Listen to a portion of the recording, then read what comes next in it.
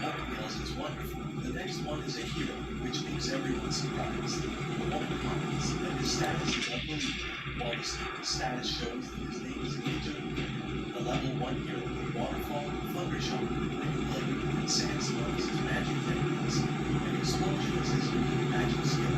Makes that this is insane. All of these already happen.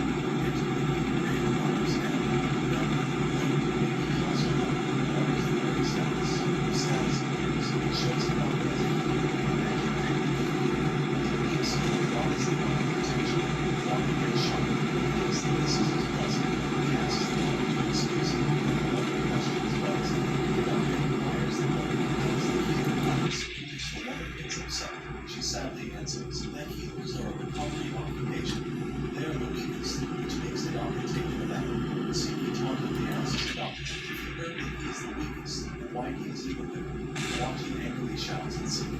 When Siki informs her that all goes aside, she can't say they actually do. Angel tells Siki that this time he has gone too far, questions if he is not being too rude to the doctor, which Siki asks if he got something to say.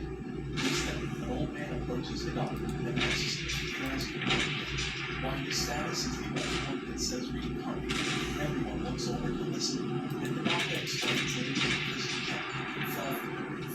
The old man says that he sees because he understands the situation, and the woman announces to everyone that while if they would kindly gather over there, she will continue her exploration. She continues to say that first, they will have everyone enrolled in school. They will focus exclusively on training their power so they can combat magical entities. In order to do this, they will transform those normal humans. They should step this way to which it often brings. Then he can walk the humans who stop them. And Siki tells the doctor